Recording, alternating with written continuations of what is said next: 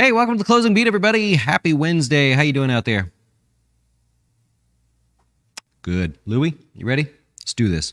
Hey, we're financial advisors here at Jazz Wealth. You know the name, the marketing, and everything that we do. This is all good faith marketing. I think you know that, right? We're just here to teach you a little bit something new, maybe talk about the stock markets.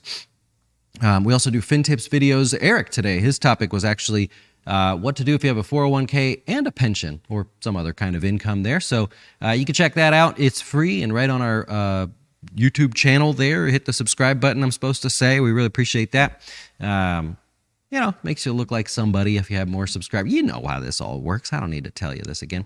Hey, last week our Wine and Wealth was open house. So it's public on our YouTube channel. It was about 7:30 on Thursday last week. We covered kind of how we do things with clients. So you get a feel for what the Wine and Wealth is like. We do that every Thursday for clients, usually only for clients. And do an open house every now and then. Also, if you're looking for topics, we have a list, of course, but anything you want us to share on a FinTips video on our YouTube channel, happy to go over things like that. I think we should go into some like retirement plans and stuff, but I don't know. What do you want to see? You guys let me know. Doc's here, comments here, Craig's here. All right, I like it, man. And the deer guy. I like it. 401ks and pensions are not as common, but it could be that you have other income, royalties. You could have like rental property income, things like that. You could be part of a group or something. Very common that most people hit retirement and have that multiple streams of incomes, kind of like in real life. You don't want to have all your eggs in one basket. I have no way to transition from that. So we will talk about the stock market here. A couple things going on. It's kind of summertime quiet, otherwise there's not a whole lot of news out there, and the little news seems like big news. I mean, yesterday we were talking about Cliff Bars and stuff, which is good news for them if you own part of that company. But today you had Jerome Powell talking in front of Congress there and said Americans should trust that the Fed can lower inflation. A bit of mixed signals there because I think Elizabeth Warren asked about can rising interest rates lower gas prices? And Powell rightfully said, no, I don't believe so. But yet they're trying to target inflation. Inflation is being driven mostly 40-50% now by gas prices. So what is it? If you're not doing that, what are you doing there? He says, man, it's also going to be very, very challenging. His words exactly, very challenging to have a soft landing while he's raising rates, because one of the things he said is a 1% rise in interest rates is not off the question, meaning a 4 rate hike scenario is not off of the table there, and that's just tough talk, really. So everybody's largely expecting 0.75 again coming up here in July. We will see what happens, but the fact that he said it's going to be very challenging not to have a soft landing because of how fast or rapidly they're raising interest rates, it's kind of interesting. If you don't know, a soft landing is basically an adjustment to Fed policy where the market and the economy doesn't go into a recession. It's just kind of a soft pullback, essentially soft landing, which is perceived as, oh, that's nice, soft landing. I can handle a soft landing there. So you had Jerome Powell in the news, and that really helped us come off of the overnight lows. If I could just go like this, we'll look at the futures market. And so here's the start where we go into midnight of Wednesday, and we start selling off throughout the night, looking like we were going to give back the day's gains. And then the stock market officially opens, and we recovered all of that and finished just a little bit above the flat line there. So not bad. I actually would give a point towards the bulls in that case, because if you were to look at the SPY or an ETF that tracks the market, you're going to see basically neutral. You don't see the overnight recovery from those lows. So kind of important for last night to be looking at the futures market. Instead, you see a little bit more of a positive scenario where the sell-off was stopped. It was reversed. It was, the bulls said, nope, that's as far as we're going to go there. And so all eyes continue to point towards that 50-day moving average on the way back up. I do not think it will be a miraculous rally back to highs like that, but you do have gas prices kind of coming down. You got the price of oil coming down there. Remember, OPEC is actually going to be increasing production of oil. That's planned. It wasn't unexpected. And so that started to bring down the price of oil. We are going into the time of year where we tend to draw down more oil and use more oil than let it build up in supply. So that's not great. But oil pulled back a little bit. So you got a little bit of this, relief. I don't know how to say it there. Speaking of gas prices, President Biden was out there today. And he says, hey, Congress, I want you guys to do a 3-month gas tax holiday. anywhere from 17 to 22 cents a gallon. So that could technically lower the price at the pump, at least when that starts. They haven't voted on anything yet. He says gas prices need to come down now. That's his words, right? Tough talk. And he says doing everything in his power to lower those gas prices, but the Chevron CEO has a little bit of a different story. So if you happen to be looking over at, there we go. If you happen to be looking over at Chevron, it was a bit of a wild day for that one. Still finished lower by 4% because the Chevron CEO says, literally, hey, stop with the political rhetoric. We don't know what you want us to do, right? We're happy to produce more, but you tell us we can't. You're not going to sell us any new leases. You tell us we can't drill. You got environmentalists saying, no, let's not do this. You're saying, hey, we're going to kill you guys. It's done. We're not going to let you drill. But then you're asking us to drill. It's like, we don't know. So his exact words were, we need clarity and consistency on policy matters ranging from leases and permits on federal lands to the ability to permit and build critical infrastructure to the proper role of regulation that considers both costs and benefits. Essentially, he was saying, what do you want us to do? If you don't tell us what to do, we're just going to continue giving money back to shareholders.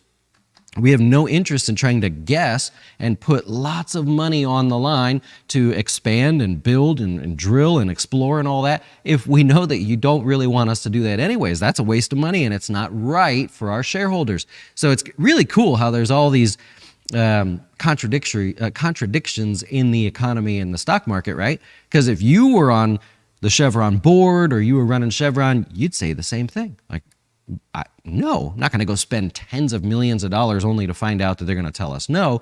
But if you're the consumer, like we all are, then you're kind of like, hey, let's, it would be great if you could just give us a little bit more there. So nonetheless, you've got that battle continuing.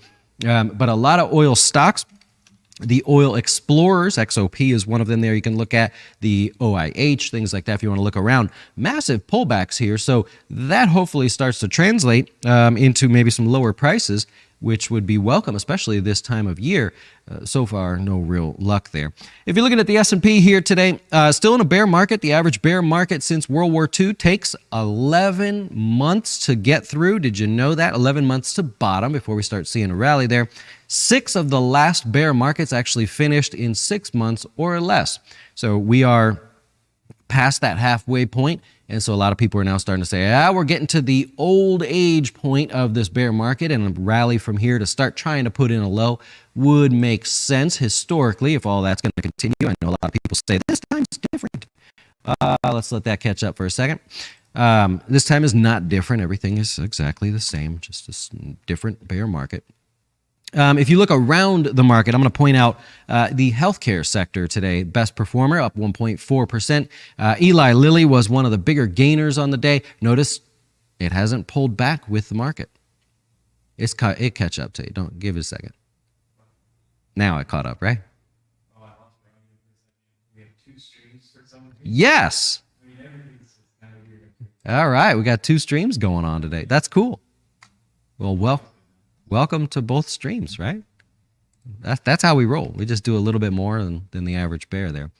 Those money guys, right? Pick a fight with them again. Where was I? Notice Eli Lilly has not pulled back with the market. Relative strength, right? So you're going to start to find where people are looking around the stock market and they're going, I want to pick on things that are extended. I'll give you a few of those in a minute. Or I want to pick on things that are showing relative strength. Eli Lilly would be one of them. You look at AbbVie, that's already starting to rally back there. You got Pfizer in the news as well. It didn't really pull back with the market, but it's not the strongest. Merck is one of the stronger ones there. And if you look at Johnson & Johnson, big move back to the 50-day. It's kind of what you want the stock market to do right there. Give us a move back to the 50-day. I'd throw in United Healthcare as well, because that was one of the ones kind of moving today. Weakness is going to be over in... let's use the energy sector, right? So energy down, basically down 40% in 8 days, a really, really quick sell-off there. And across the board, everything was just weak in that space today. So if you like the pullbacks in energy, you're still getting it. ConocoPhillips down 6%. We already talked about Chevron, so I showed that. That looks like it's headed back to the 200-day.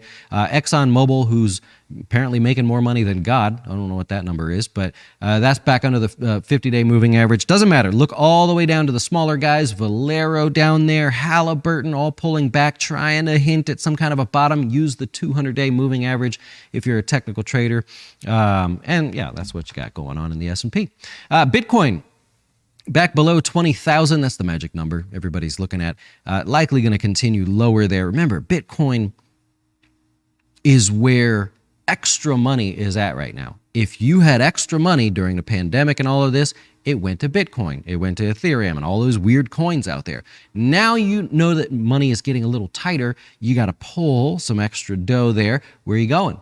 You're not going to your 401k. You're not going to your IRA. You're going to Bitcoin. That's what's happening right now, and a little bit of a fear scenario because there's a lot of fear out there right now. We're gonna do something different today. All right, we're gonna look at the market here. We're gonna break it down by sectors. You know, there are 11 sectors in the S&P, and we're gonna take a look at those sectors in a couple different ways than what we normally do here. So we're gonna start with looking at each sector, how many stocks are above the 50-day moving average. A lot of people like to track that. They like to see the difference between last week and this week or last month and this month. And so let's take a look.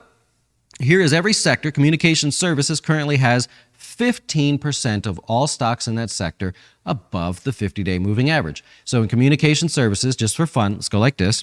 Disney is a communication services stock. Is it above the blue line? No. So it doesn't count, right? Netflix is one of them. No, not above there. Twitter is another one, not above there. So you get an idea that, well, okay, there's not really a lot of stocks above the 50-day moving average there.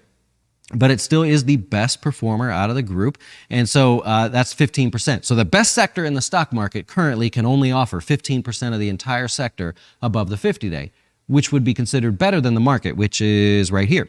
So only 4, let's call it 5% of the entire stock market is above the 50-day moving average. It's not good, but a rate of change that would maybe say compared to last week, there was only 2%, this week is 4% or almost 5%. Okay, we're moving in the right direction. So it tells you real quick without looking at every single stock that we're moving in the right direction. Some sectors doing better than others. Energy actually changing and going the other way. We have over 20% of the stocks above the 50-day. Well, over the last week, we're now down half, so we're back down to 10%. Financials, materials, and utilities have 0 stocks above the 50-day. So if we're looking in the financials, you got JP Morgan below the 50-day, right? Doesn't matter what stock you pick on. Citigroup below the 50-day. BlackRock's getting a lot of attention right now, below the 50-day. So if you're looking for the weakest areas of the stock market as far as sectors go, financials, materials, and utilities. All right, let's look at the dividend yield by sector. You want to just dive in on something and say, I'll take the dividend. I don't care. I just don't want to deal with this. Well, if you look at the S&P, it's trading at offering 1.72% total yield. The best performing yield as far as sectors go is energy, real estate, and utilities. That is typically the case, that they float right around that 3% number. After the pullback here in energy, you got a little bit higher yield, and that would be the best performer just by a little bit there. The worst are, historically, and also the worst are tech, communication services, and consumer discretionary. You don't tend to go to those sectors if you're looking for high dividend yields, right? You like to look at consumer staples, financials even, but right now utilities, real estate, and energy. So maybe that's a bonus for buying energy on the way down there. What else do we have? Let's call that. That's it for now. Different way to look at the individual sectors. Maybe tomorrow we will go through the most overbought and oversold sectors, stocks in each individual sector. So now if you want to say the stock market looks like it's trying to rally a little bit, here's these sectors that have the better performing stocks out of the sectors. Now, of those, which ones are overbought and oversold so you don't get in any trouble if you are stock picking out there. All right, new highs and lows. There was only 43 new lows today, which sounds like a lot, but compared to what it's been, it's not so bad. No new highs today. I'll go with Bath & Body Works. So that one hit new lows here today. It is officially the most extended from the 20-period moving average at 18%. You got Home Depot, which was weak yesterday, also weak again today. That's interesting. Altria, this news-driven, second most extended, really thanks to today at about 18% as well. This is because they want to take the jewel. Are you a vapor person? They want to take the Juul vapey thingies off the market there. I believe the FDA made their decision on that. Westrock, which was on the list yesterday, makes new lows yet again. And Boston Properties, BXP, one of the more extended REITs, if you're interested in finding REITs that are also very far from the 20-period moving average. Stocks in the news. Ta-da! Lennar, 3% higher today. You also had KB Homes reporting earnings after the close. I didn't catch it there. They reported, Lennar reported yesterday, and they're reporting their first price cuts in many years to buyers. You want to buy a brand new home from Lennar, you're getting price incentives and price cuts there. So prices are coming down on new homes. The median price of homes are actually coming down as well, despite what Dave Ramsey says. The prices are falling. Price decreases are actually rising. So a little bit rough there. And I think a lot of people would expect more of that to come. Lazy Boy killed it. I normally don't even look at their earnings here. Sales up 30%. Revenues better than expected. The stock adds 8% on the day. Lazy Boy, they're out there selling the devil out of this stuff. They have some supply chain issues as well, but good for them. Like I was telling the guys earlier, there's a Lazy Boy store on the way home. I never thought to go inside of it, but apparently people do. Ant Financial, which would be related to Alibaba, is a partner company of Alibaba there. They're going into the finance world over in China, and they applied for their finance license after now being what would appear back in the good graces of the Chinese government. Remember, the Chinese government controls financial licenses, so it's not like here where you can just kind of decide, oh, that's what I want to do. Chesapeake Energy there, they're going to, instead of going out there and looking for more natural gas and energy and stuff, they're like, we're going to buy back another $1 billion of our shares. We were going to buy back $1 billion. Now we're just going to buy back $2 billion because the White House is extremely unclear on how we're going to move forward there. And that's not political. That's unfortunately the truth. Winnebago, well, they're selling the devil out of these RVs, man. I just was telling the missus the other day, I'm like, let's just go to Montana and drive around in an RV for a little bit. You know what I mean? We'll take a proper vacation. And, well, apparently you're going to pay top dollar to rent these suckers. And if you're going to buy one, you're still paying top dollar, even though gas prices are still where they're at. They're doing pretty good. And can you stop it with the Revlon? I don't ask much from you guys, right? A little subscription here and there. You check our website. You know, I don't ask much. What are you doing? Tell me, who bought Revlon here? You know what's going to happen next is going to be the exact same thing as AMC and GameStop. You guys are making, the people that are buying this stock, it's up another 30% today, was up 60% at one point. You're making Revlon say,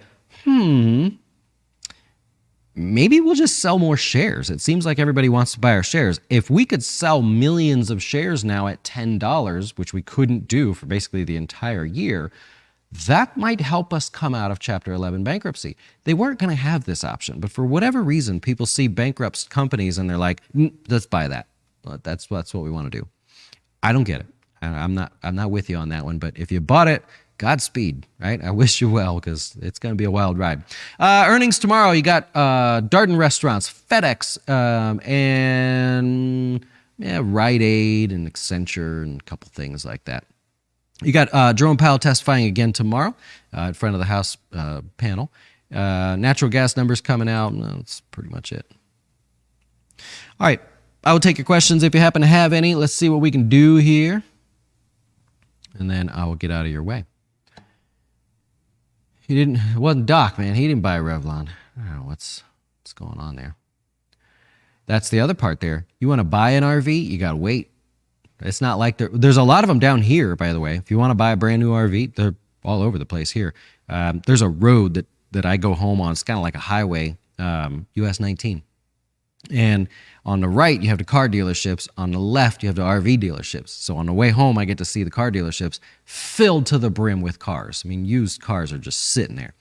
On the way in, it's all RVs. They just change them. They put different ones out front and stuff. Not bad-looking things, but I just don't know why people buy RVs in the middle of Florida.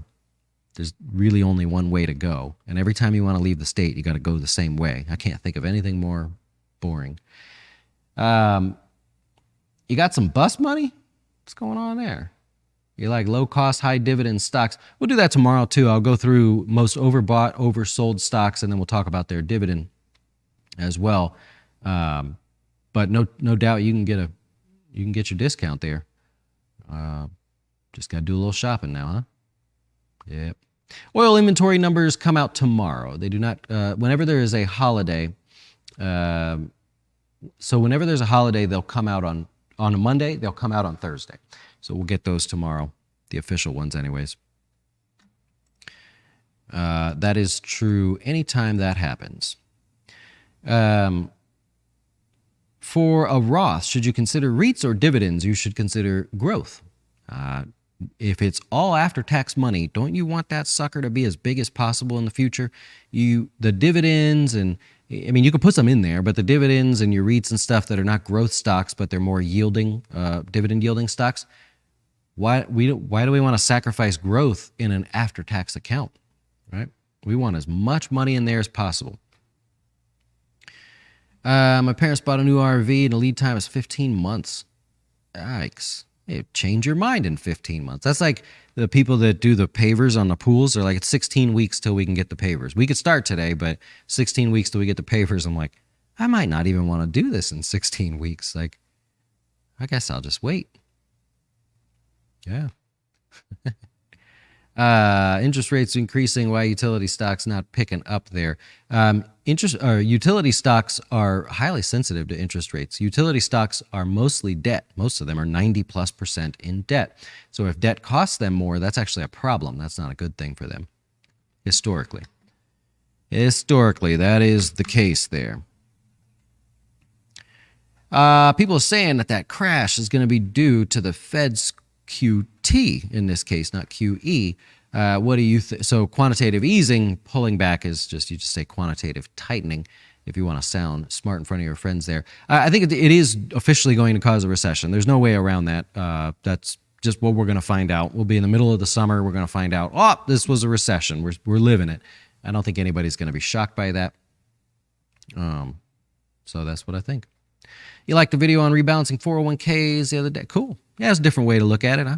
I get that question a lot. And a lot of times my video topics come from questions that clients have, because I like to try to get a good feel for, like, what am I taking for granted that I know and I have stuck in my head, but people don't know, not for being dumb or anything. They just never heard it before. But I like to point out things like that. High yield savings accounts going back up? Yeah, I mean, a little bit, You like PayPal? It's down 77%. So first of all, why has it got to be that stock? So I wouldn't buy it right now. So you got a stock that refuses to bounce really at all with the market, but it's stuck right on all-time lows there. So that doesn't attract me in the first place. But more importantly, why would now be the time? I know you're hunting for a discount. I totally buy that. But I don't know that right now is the time. I also don't know, it doesn't matter to me if I get the absolute lowest price. I'd rather get the all clear and find out that other people are joining me. So I'd rather see it bounce first and get a little bit of a hint that other people are trying to buy. I'll pay a few dollars more for that. Well, you hope that gas is going to be low. 15 months, you know what I mean? Get your fresh new RV there. That's it. VTI and VOO are a blend, right? Not growth necessarily. Trying to understand these charts. Yeah, look them up. I mean, those are growth because they're market-related ETFs. So you would say the market is a growth-oriented product, of course, would fall into that category. But why those? Why has it got to be those two or one of those two? You got value stocks. And one thing to keep in mind with those value stocks is they're holding their own lately, right? That's one of those kind of boring areas to look at, and particularly large cap value stocks. They're starting to hold their own. That's a good sign. You're going to need those if you want to move the markets higher. What's a good resource to check how much multiples of a earning a company is trading at? You probably just type it right into Google. Yahoo Finance, FinViz, anything like that. That'll give you fundamental data about a stock. And then you can compare them to their peers in the sector if you'd like. Yeah. You think airlines are falling more? I think the news that's hit them recently is probably the peak of the nastiness that's going to hit them over the summer. I mean, if you want to be a pilot, now is kind of like the time, I started going back through, I used to have my private pilot's license. I started going back through my ground school so I can get all current and everything. And I'm a quarter of the way through it. Not going to brag, but yeah, I think the worst of their headline type news is over for them. Gas prices moving lower for them would be great news. Anything now is going to be news related. The Spirit, Frontier, JetBlue deal that's trying to go through. Yeah. What software do we use for the videos? Everything. That's just graphics, or that's just shapes and letters and stuff. So that's not anything special. OBS does the streaming, and then YouTube, and it just somehow all almost works before every show. Yeah. You picked those because that's all I know so far about the stock market. Still learning. Oh, okay. Well, I'll tell you what. When you look at those, you go, all right, let's say I like the VTI, right? First learn what it exactly is, and then say, hey, Google, what are VTI-like ETFs? What are the other ones out there? Are they any better? Do they perform better? Are they cheaper? Are they less volatile? So that's where you start. Understandable. Yeah, yep. That is true. You want XBI to fall some more now, do you? So this is they're not related, but this is kind of like PayPal, right? So maybe you have people interested in buying that stock. So if you or this ETF. So if you were watching for your moment to enter, this goes to the top of your watch list. Is it time to dive in yet? I mean, it seems like other people are trying, but anything you get a break, maybe over 75 or so, you probably see more volume come in, more excitement. You go, yeah, okay, now I'm interested. So it looks like it's trying to. Yeah, that'd be my short answer. Yep. And Harry is a buyer. Can't blame that comment. It's not a bad comment right there. I think you have to be. If you're not a buyer here, what are you waiting for? What would you like? Right? I hope you get it, by the way. Like another 6% lower or so would be good. All right. I'll wrap it up there and be on with my bad self. I hope you enjoyed our show today. We'll be back tomorrow to do this all over again. And we got our Wine and Wealth tomorrow as well, because it's going to be Thursday already. Thanks for watching whatever stream you were watching there, and have a great rest of your day.